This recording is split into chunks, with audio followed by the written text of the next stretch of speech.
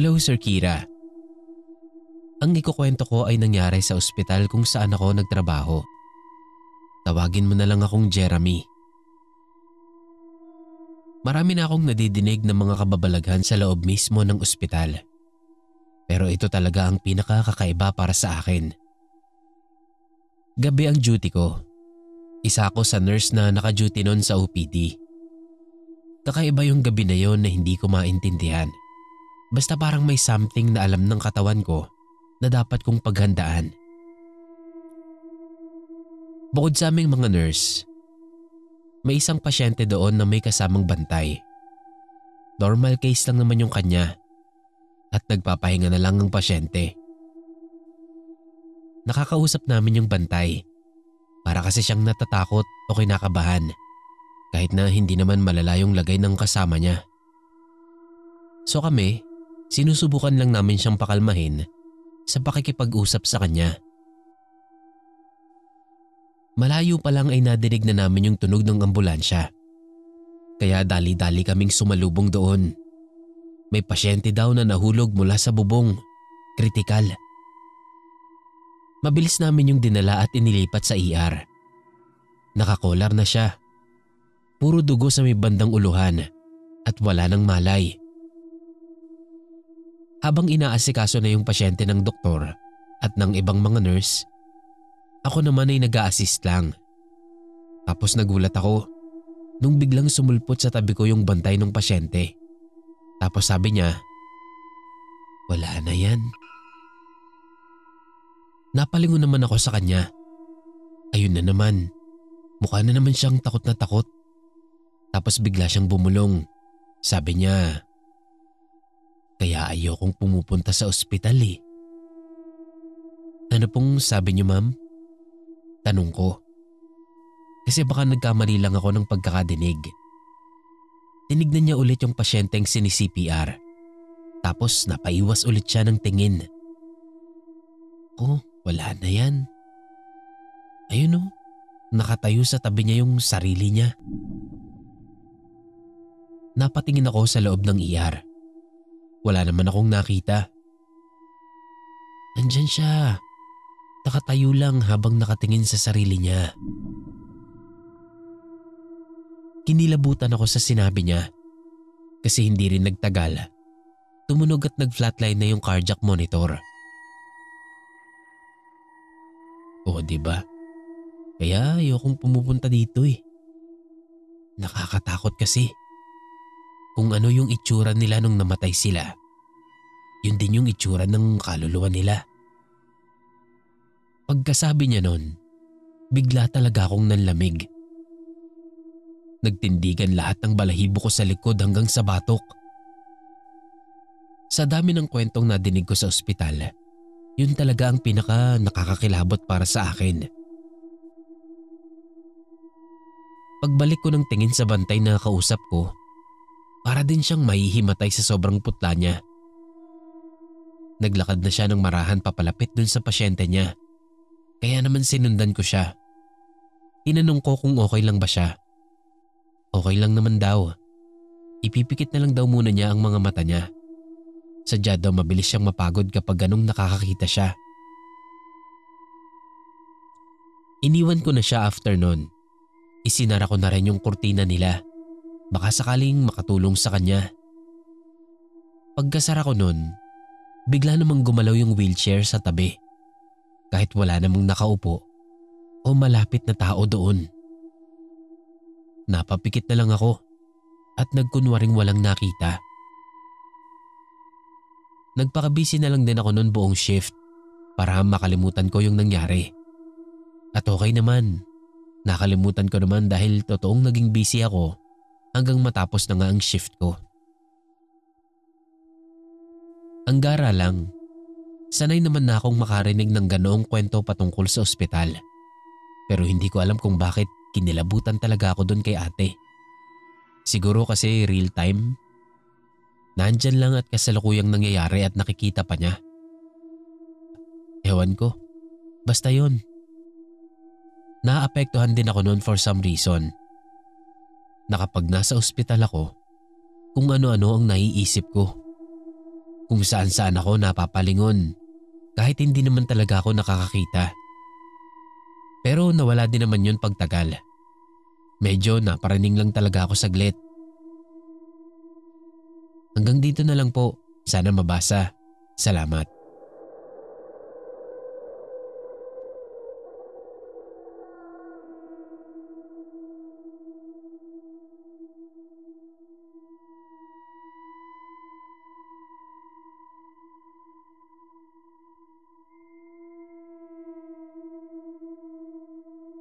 Kumusta Sir Kira? Tawagin mo na lang akong Von. Nurse ako sa isang private hospital. Bago pa lang ako nung mangyari itong kwento ko. Siguro 4 months. At palagi akong night shift noon. Sanay na ako. Hindi naman din kasi ako matatakotin talaga. Mahilig nga ako sa mga ganito eh. Yung makinig sa horror narrations, manood ng mga horror movies. Basta may something sa kababalaghan. G ako dyan. Pero may isang gabi talaga na hindi ko makalimutan sa ospital na yon. Hindi dahil sa pasyente, kundi dahil sa isang tawag sa station. Since baguhan pa ako noon, masipag akong magbasa at mag-review ng mga charts. Ang dalas ko kasing magkamali ng mga unang buwan ko. Although wala naman akong naipapahamak na pasyente sa mga mistakes ko, ayoko namang palaging ganun. Nasa kalagitnaan ako ng pagbabasa ko nang biglang tumunog ang call button ng isang room. Napalingon ako agad at nagtaka. Nakapag-rounds na kasi ako kanina, kaya alam kong wala nang naka-assign na pasyente doon sa room na yon. Na-discharge na yung huling pasyente doon nung umaga pa lang. Isang lolo yun na cardiac arrest at hindi na raw na-revive. Kahit alam kong patay naman yung call system sa room na yon, pinuntahan ko pa rin yun para silipin. Pagbukas ko ng room, binuksan ko pa yung ilaw para makita ko yung kabuuan ng room. Baka kasi may pasyenteng naglalaro doon. Pero wala naman. Naka-on yung call button at parang may kung anong invisible na nakapress doon. Napatingin ako sa bed. Nasa sahig na yung unan, tapos gulo-gulo yung kama. May isang part pa doon na nakalubog, na animoy may nakaupo doon kahit wala naman akong nakikita. Nagdadalawang isip man ay pinasok ko pa rin yung kwarto. Hindi ko naman kasi pwedeng iwan na ganun yon. Kaya nung makalapit ako, mabilis ko na ring inayos yung bed. Habang inaayos ko yon, bigla akong may naramdaman na sobrang lamig na hangin sa likod ko. Doon na ako talaga kinilabutan. As in nawala lahat ng tapang ko. Mabilis akong tumakbo palabas ng kwarto at bumalik na sa station. Sinabi ko agad yon sa nurse na kasama ko. Tapos sabi niya, wala tayong patient doon ah. Sasagutin ko sana siya na syempre alam ko. Dahil nga kagagaling ko lang doon. Pero dinugtungan niya agad yung sinabi niya. Pero baka siya lang yun. Siya? Sinong siya? Sabi ko na takang-taka. Yung lolo kahapon, ikaw din yung nurse niya kahapon, di ba? Baka nagpapaalam lang sa'yo. Sabi niya. Hindi ko alam kung nagbibiro siya o ano, pero mukha din naman siyang seryoso talaga. Ako ba yung huling nurse niya? Tanong ko. Tapos sabi niya oo daw. Inatake daw pala si lolo saktong pagka-out ko. Nung medyo kumalma na ako, naupo na ako sa upuan ko kanina. Sakto ulit, tumunog yung call button. Pero sa pagkakataon na yon, hindi ko na sinagot. Hinintay ko na lang na matapos yun. Saka ko siya ipinagdasal na sana makapahinga na siya ng maayos. Totoo talaga to, Sir Kira. Hindi siya sobrang nakakatakot. Pero sana magustuhan pa rin ng mga listeners ninyo. Hanggang dito na lang po. More stories pa po. Salamat.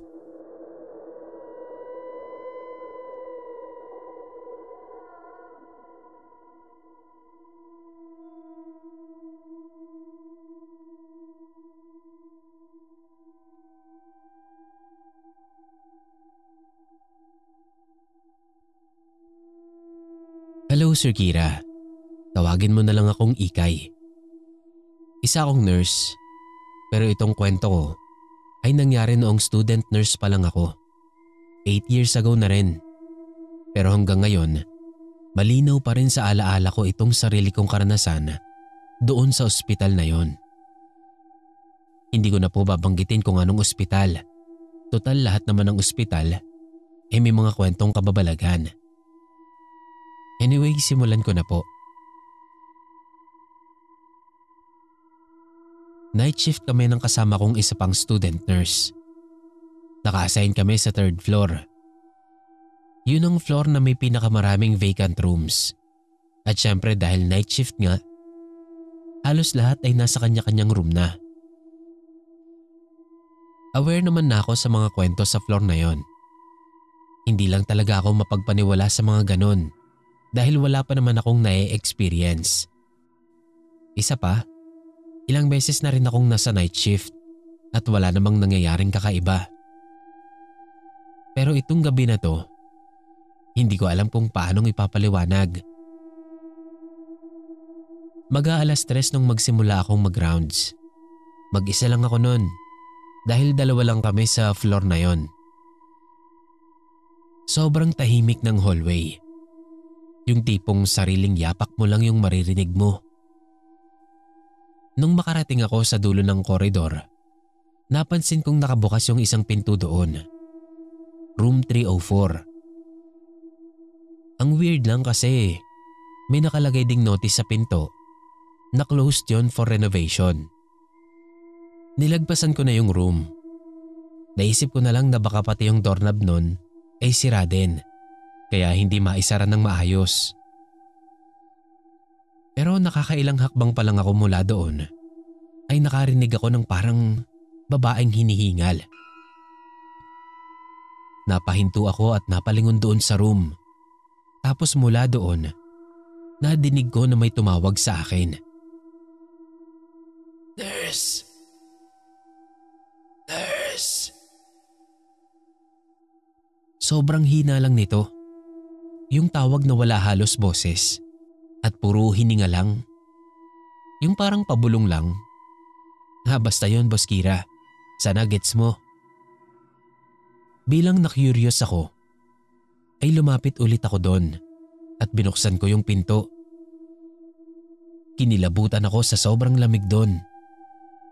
Madilim sa loob at halos hindi na nga makakapasok pa dahil may tambak din pala doon na ibang mga sirang gamit na malamang nagaling sa ibang room.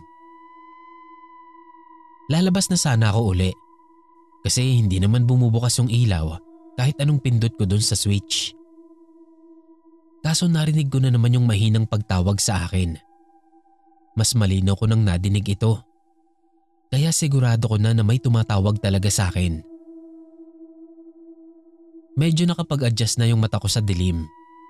Kaya nakita ko na may isang babaeng nakaupo sa isang bed na nandoon. Ma'am, naligaw po ba kayo ng room? Halika po, ihahatid ko po kayo sa kwarto ninyo. Sabi ko. Ano pong pangalan nyo? Makakatayo po ba kayo? Sunod-sunod na tanong ko sa kanya. Sumagot naman siya pero hindi ko naintindihan sa sobrang hina. Naisip ko na baka hindi niya kayang tumayo. Kaya sinabi kong hintayin niya ako at kukuha ako ng wheelchair para sa kanya. Hindi pa ako nakakalabas ng kwarto nung tawagin niya ulit ako. Nurse! Pero paglingon ko ulit sa kanya, wala na siya dun sa bed na kinauupuan niya. As in wala. Walang tunog, walang galaw. Wala. Nagtatakbo ko palabas hanggang station. Napatingin sa akin yung kasama ko, pati yung isang senior nurse na mukhang kararating lang. Tinanong ako ng nurse na kasama ko kung bakit daw namumutla ako. Sabi ko, may pasyente sa room 304. Tapos biglang nawala. Napatingin sa akin yung senior ko. Tapos napapailing-iling na lang. Ayan, hindi ka kasi nakikinig. Ayaw mo pang maniwala. Sinabi ko na sa inyo, di ba, na kahit may tumawag sa inyo mula doon, huwag nyo na lang pansinin. Nagkatinginan na lang kami ng kasama ko. Tapos napaupo na lang ulit ako. Simula nun, Sir Kira, hindi na ako nagra-rounds ng mag-isa, lalo na doon sa 3rd floor. Hanggang dito na lang po. Salamat.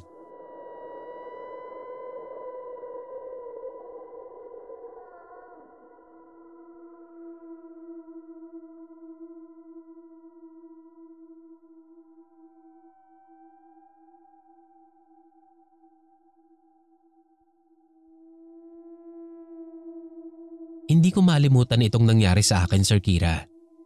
Kaya isi-share ko na sa'yo. Tawagin mo na lang akong Andrew. Hindi talaga ako naniniwala sa multo dati. Nagbago lang ang lahat dito sa ikukwento ko sa inyo. Staff nurse ako noon sa isang provincial hospital sa Luzon. Night shift ako noon. Mas gusto ko kasi talaga yung night shift. Kaya kapag may pagkakataon, ay nagsasabi ako dahil palagi naman kaming understaff. Ako yung na-assign na mag-check sa supply room sa pediatric wing around 2:30 a.m. Tahimik ang hallway, madilim pa sa ibang part. Bawal talaga ang matatakutin sa night shift. Pero sanay na ako. Hindi din kasi ako madaling matakot o kabahan. Paglapit ko sa supply room, napansin kong bukas ang ilaw doon. Bahagya ding nakabukas yung pinto, kaya expected ko na may tao sa loob. Pagtapat ko sa pinto, narinig kong may gumagalaw talaga sa loob. Natunog pa nga yung metal shelves na parang nasasanggi. Akala ko tuloy nun ay may ibang nurse na o utility staff. Pero pagpasok ko naman, wala namang tao. Pero may naririnig akong maihinang hikbi na parang sa bata. Yun bang parang pinipigilang umiyak ng malakas? Kaya naman nagsalita ako. Hello? May tao ba rito? Pagtawag ko, walang sumagot. Pero may narinig akong tumakbo papunta sa likod ng shelves. Hindi ako natakot nung una. Pediatric wing eh. Naisip ko, baka batang naligaw. Kaya nagsalita ulit ako. Bibi, huwag ka nang magtago. Delikado dito. Sabi ko habang nililibot yung shelves. Pagdating ko doon sa isang corner, may nakita akong maliit na shadow.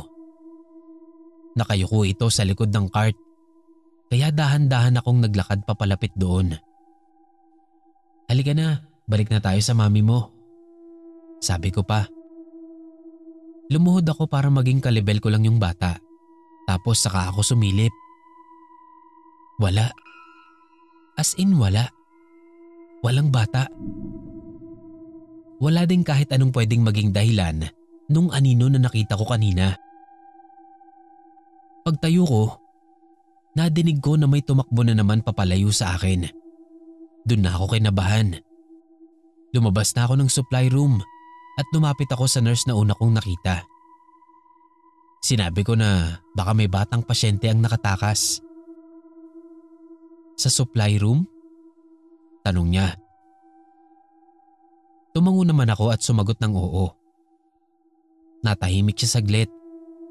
Yung isang senior nurse ang sumagot sa akin. Nagbuntong hininga siya bago siya nagsalita.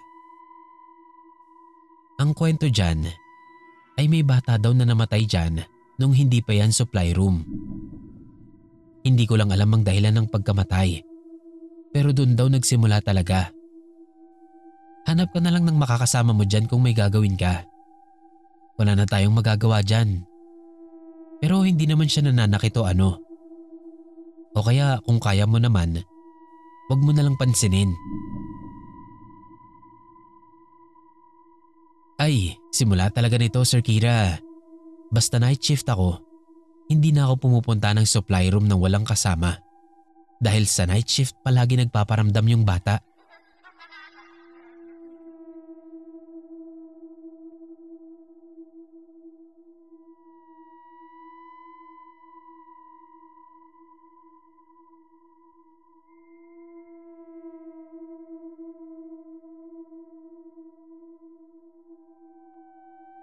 Nangyari po ito nung ma-ospital yung kapatid ko. Hindi ko na lang tanda yung taon. Pero college ako nito. At grade 6 naman si Eman. By the way, call me Ed na lang po. Listener from Rizal. 3 days nang may lagnat nun si Eman. At hindi yun nawawala o bumababa man lang. Nung third night na, isinugod na siya sa ospital. Dahil nagsuka siya ng nagsuka. Hilong-hilo din siya nun.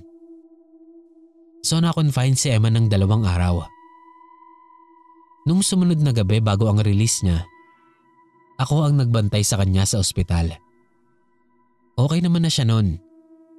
Hinihintay na lang na maubos yung dextrose at makumpleto yung dose ng gamot na ibinigay sa kanya. Nag-ML na nga kami nun eh.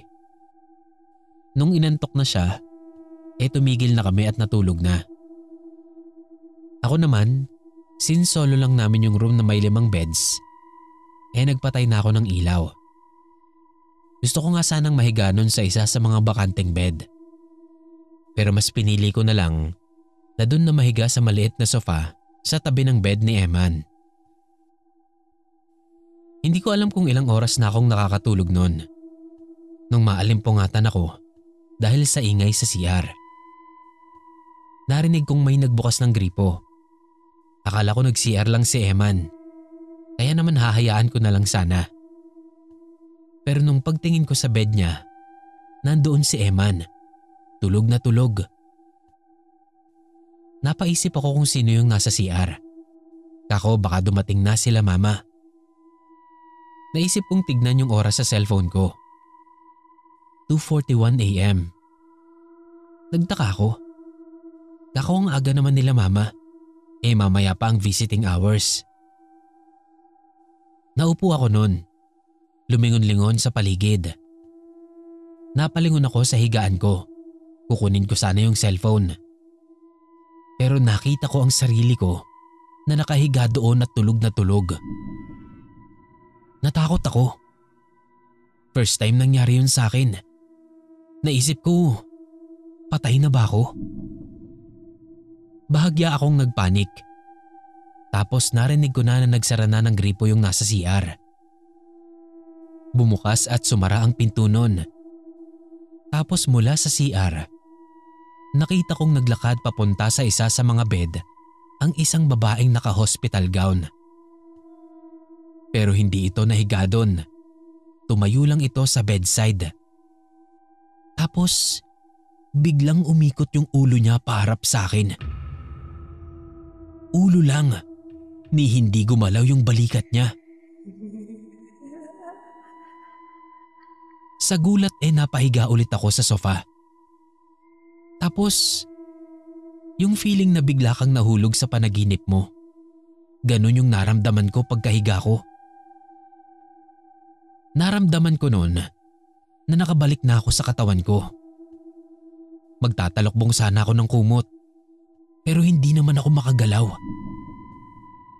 Kahit anong pilit ko, ayaw talaga. Mata ko lang ang naigagalaw ko nun. Tinignan ko si Eman. Tulog na tulog pa rin siya. Sinubukan kong sumigaw. Baka sakaling magising siya. Pero hindi ko rin maibuka ang bibig ko. Parang naninigas yung panga ko. Unti-unting lumakad patalikod yung babae habang nakaharap pa rin sa akin yung mukha niya. Yung lakad niya, parang lasing na baby. Sobrang nakakapangilabot. Halos maihi ako nun sa salawal ko sa sobrang takot. Tapos naisip kong magdasal.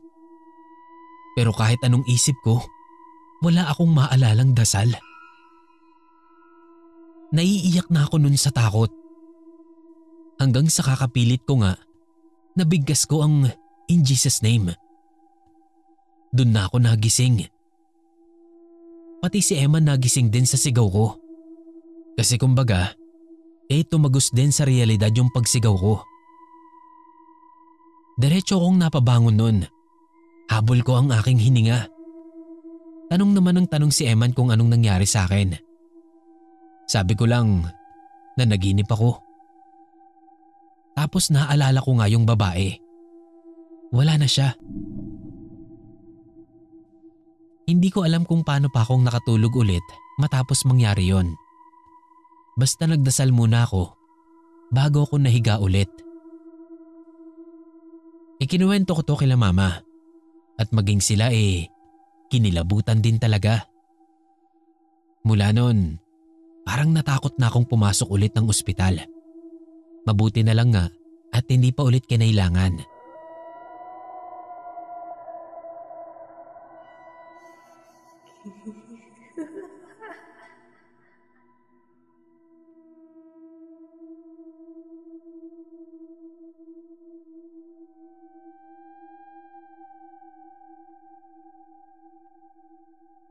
Good day po Sir Kira at sa mga nakikinig.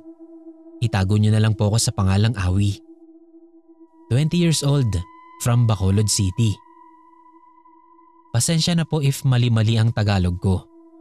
Ibang lengguwahe kasi ang mother tongue ko. Ikaw na lang pong bahalang mag-ayos at mag-translate nito sa Tagalog.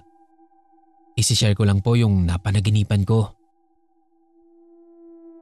So meron akong napanaginipan recently lang. November 15, 2025.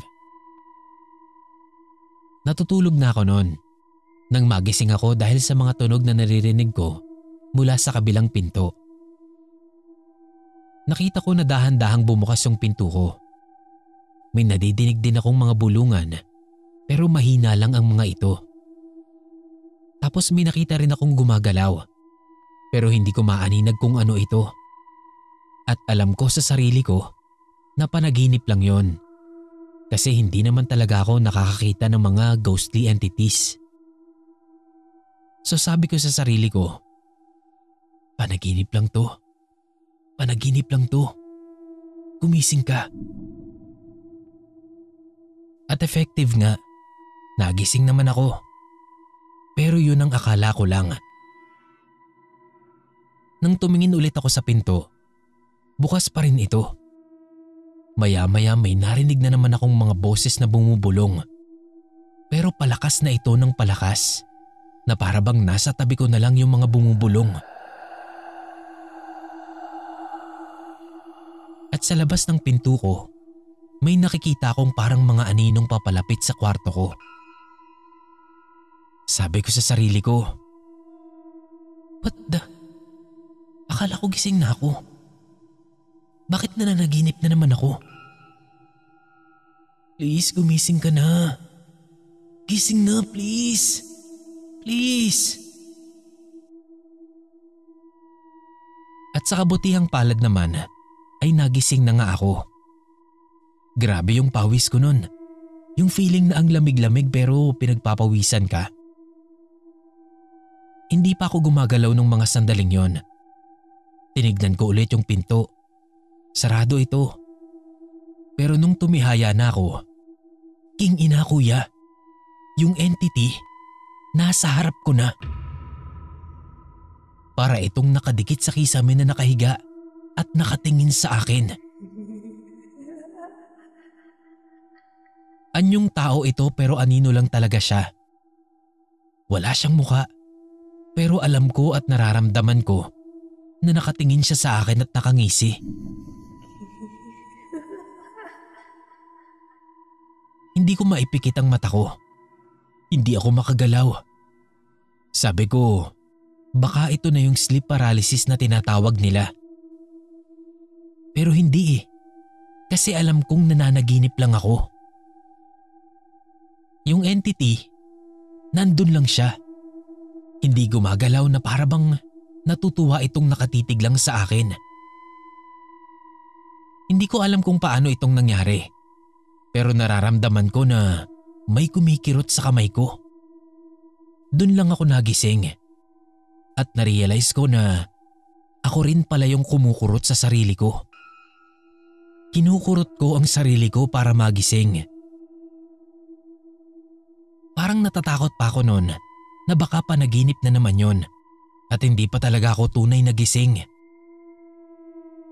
Matapos ang ilang minutong walang nangyayari, nasigurado ko na nagising na talaga ako. Hindi ko alam kung paano pa akong nakatulog ulit noon. Siguro dahil na rin sa pagod at kulang din kasi talaga ako sa tulog noon dahil sa exams ko. Kaya nakatulog ulit ako. Paggising ko sa umaga, sinabi ko to sa parents ko.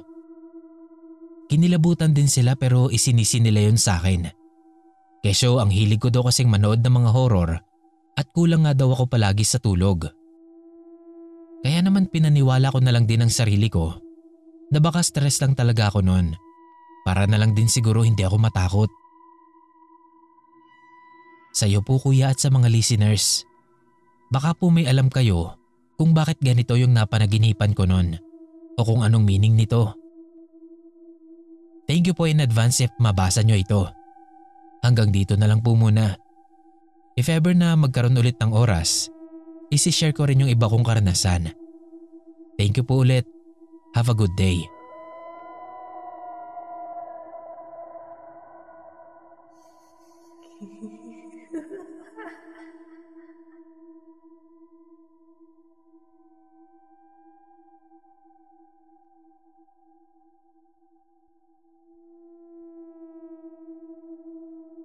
Hi Sir Kira. Tawagin mo na lang po akong sexy. Oh, wag nang umangal. Charot lang. First time ko lang pong magsishare ng experience ko sa inyo. Pero listener ako since last year, 2024. Nakilala ko po kayo dahil sa kawork ko na tawagin na lang nating Josa. Si Josa po ay BFF ko na Bex at lagi kaming nakikinig ng stories dito habang nagtatrabaho para magising at hindi antokin sa work. Hindi ko lang po alam kung nakikinig pa rin siya dito dahil nasa ibang company na po kami. Same company pa rin naman at BFF pa rin naman kami. Ibang LOB lang po siya. Hindi naman po masyadong nakakatakot itong mga isi-share ko. Pero sana po magustuhan nyo at pati na rin ng mga nakikinig. Yung dalawa pong experience na gusto kong i-share ay nangyari sa office namin ni Josa.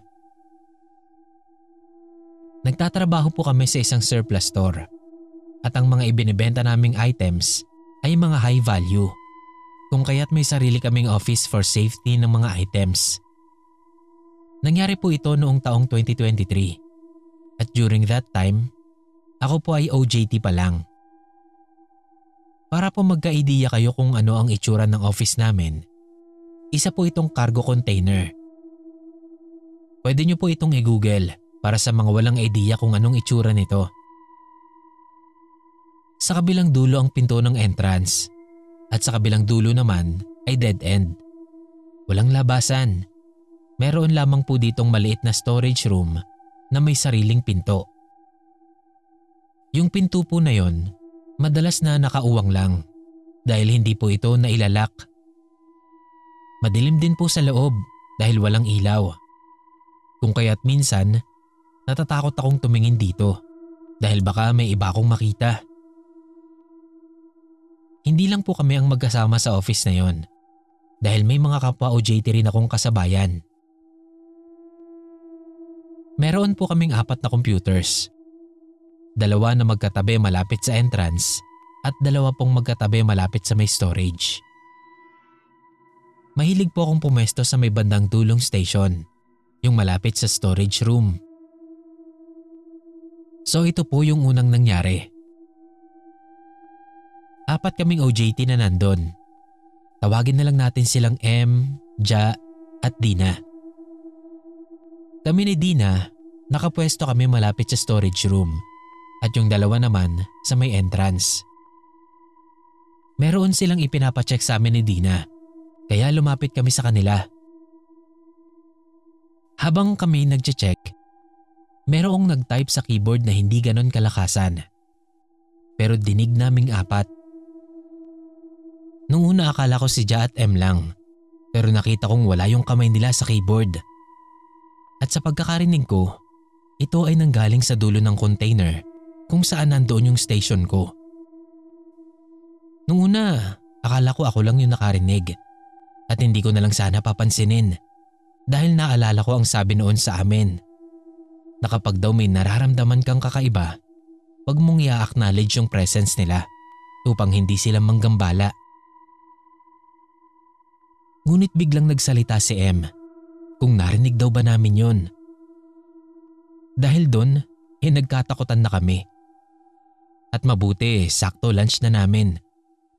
Napag-usapan namin ito during lunch at nagtuturoan na may nananakot lang na isa sa amin. Pero wala talagang umaamin at mukha namang nagsasabi sila ng totoo. Medyo natakot na kaming bumalik pero wala naman kaming choice. Kaya naman pilit na lang namin kinalimutan yung nangyari. Pangalawang pangyayari. Itong pangalawang pangyayari ay wala na si Dina at si Josa na ang kasama namin. Ganun ulit ang pwesto namin. Si M at Ja ay nasa station malapit sa entrance. Ako at si Josa sa may kabilang dulo malapit sa storage room. Doon ako ulit sa pinakadulong station.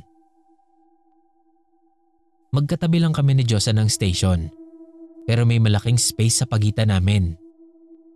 Siguro nasa 2 upuan din ang pagitan namin kung susukatin. Busy kami nun dahil may kanya-kanya kaming ginagawa. Tahimik lang kami nung time na yon. Hindi kami nakikinig sa kahit anong music. Nang biglang may bumulong malapit sa kanang tenga ko. Wala siyang words na sinabi, kundi parang huminga lang ito nang nakatapat sa tenga ko. Lumingon agad ako noon kay Josa dahil akala ko tinatakot niya lang ako.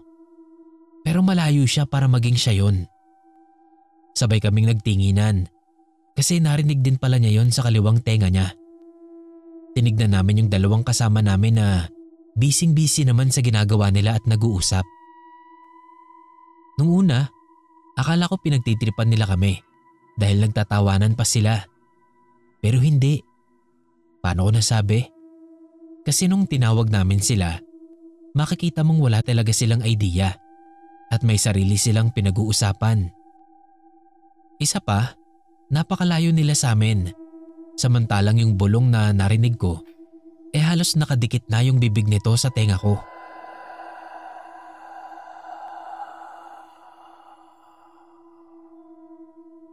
Hanggang ngayon hindi ko alam kung ano yon. At napapaisip pa rin ako kung totoo bang nilalang yon o baka talagang pinagtitripan lang ako ni Josa kasi nga siya yung pinakamalapit sa akin.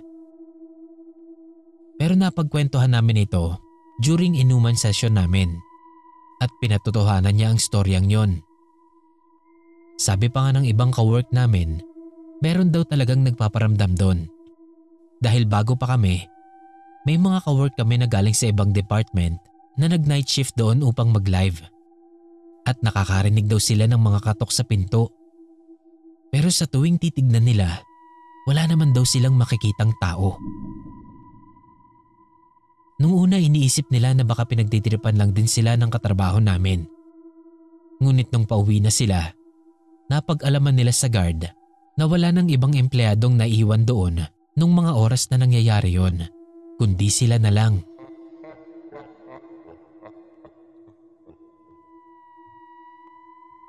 Ang pangatlong ikukwento ko po sa inyo ay experience ko naman sa Japan noong 2016. Bata pa lang ako ay mahilig na talaga ako sa mga katatakutan, horror stories or movies. Gusto ko pa nga nun makaranas na multuhin o magpunta sa mga abandonadong building para mag-ghost hunting with friends. Pero sobrang matatakotin ako, Sir Kira, kahit ganun ako. Lagi rin ho kaming nanonood ng mga nakakatakot tuwing gabi, kasama ang mga pinsan, tito at tita ko. Yung uso pang mga horror noon, bukod sa Shake, Rattle and Roll, ay yung mga paranormal activity at yung The Grudge, which is remake ng Japanese horror film. Alam kong karamihan sa atin ay narinig na ang mga kwento tungkol sa Japan. Bukod sa napakaganda nitong pasyalan, ay marami ring multo dito. Nung kami ay nagpunta dito, hindi ko ito naisip. Dahil puno ako ng saya at excitement tong time na yon. Dahil finally, ay nakarating na ako ng Japan. Pagkababa ng eroplano, nag-almusal muna kami sa McDo na nadaanan namin. Pagkatapos noon ay pumunta na kami sa bahay ng parents ko. Wala naman akong naramdamang kakaiba rito. Bukod sa parents ko, may mga kamag-anak pa kami na dun din nagtatrabaho. At isa na doon yung kapatid ni mama, ang tita sexy ko. May dalawa kaming pinsan sa kanya na half Japanese. Pagkarating namin sa bahay ng parents ko, binabalang namin yung gamit namin. Tapos umalis na agad kami para naman bisitahin sila tita sexy. Unang dating pa lang namin sa apartment nila, may iba na akong naramdaman na para bang ang bigat. Pero hindi ko ito masyadong pinansin dahil wala naman akong kakayahang makaramdam pagdating sa mga ganitong bagay. Wala rin ho akong third eye. Hindi ko na lang po pinansin ang mga nararamdaman kong yon at inisip ko na lang na baka overwhelmed lang ako masyado dahil nga sobrang saya ng nararamdaman ko noon. Hindi ko na masyadong tanda yung itsura ng apartment, Sir Kira, dahil matagal na po ito. At once lang kaming nakapunta rito dahil lumipat na sila nung makabalik kami nung mga sumunod na taon.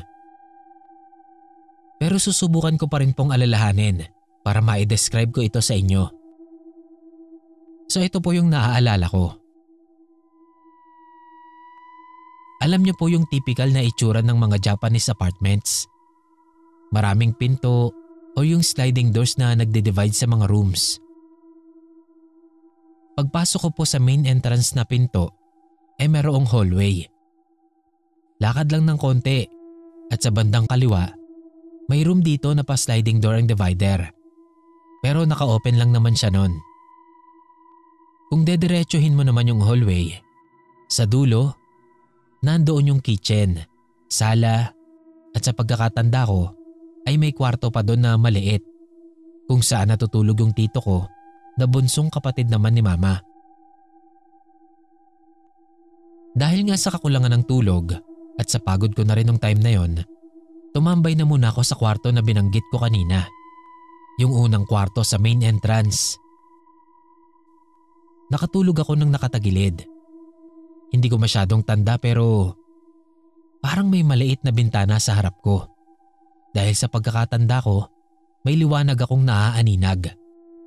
At ang nasa likod ko naman ay malaking cabinet na meron ding sliding doors. Yung style ng mga Japanese room. At sa paanan ko naman ay yung labasan pa hallway. Sa gitna ng aking pagkakahimbing ay bigla na lamang akong nagising.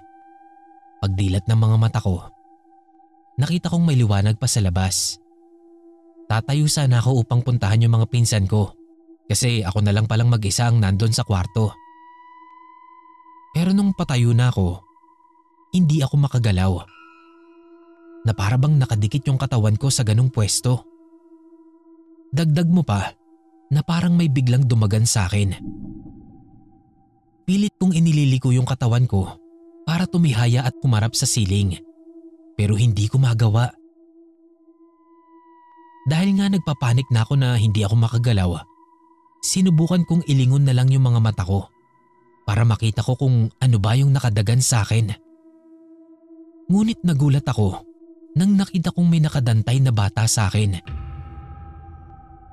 Batang babae siya, Sir Kira, at hindi ko ito kilala. Nakadantay siya sa may bandang bewang ko at nakatitig sa akin habang tumatawa na para bang nakikipaglaro.